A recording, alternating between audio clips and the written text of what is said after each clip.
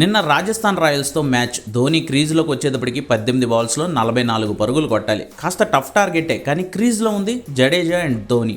ఈ కాంబినేషన్లో team India cricket నుంచి సిఎస్కే ఫ్రాంచైజ్ వరకు ఎన్నో విజయాలను చవిచూశాం గతంలో.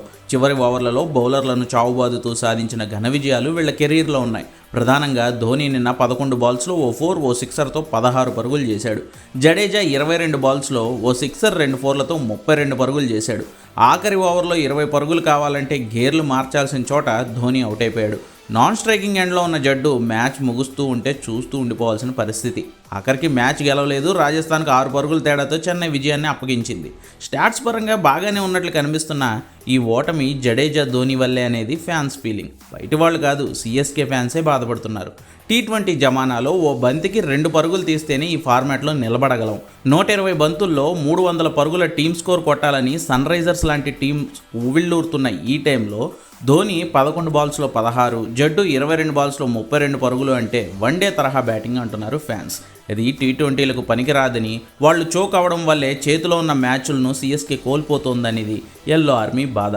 ప్రధానంగా ధోని ప్రదర్శనపై తీవ్ర విమర్శలు వ్యక్తమవుతున్నాయి. మొన్న 9వ స్థానంలో, నిన్న 7వ స్థానంలో బ్యాటింగ్కి వచ్చాడు మాహి. 2019 తర్వాత ఒక్క హాఫ్ సెంచరీ కూడా లేదు ఐపీఎల్ కెరీర్లో ధోనికి. వాస్తవానికి బ్యాటర్గా ధోని ప్రైమ్ 2019 సీజన్తోనే ముగిసిపోయింది.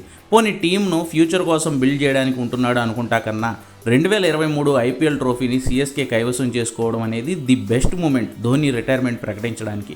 ఆ ఫైనల్లో గుజరాత్పై జడేజా అత్యద్భుతమైన విజయాన్ని అందించిన తర్వాత ధోని జడ్డూను 2 చేతులతో ఎత్తుకుని గాల్లోకి లేపుతాడు. ఏ సిఎస్కే అభిమానికైనా వాళ్ళ లైఫ్ టైం మెమరబుల్ మూమెంట్ అది.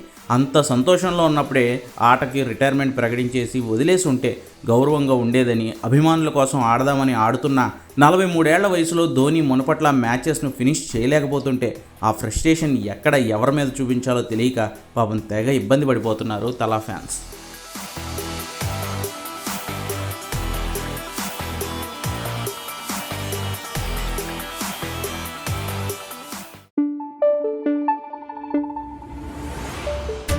Thank you.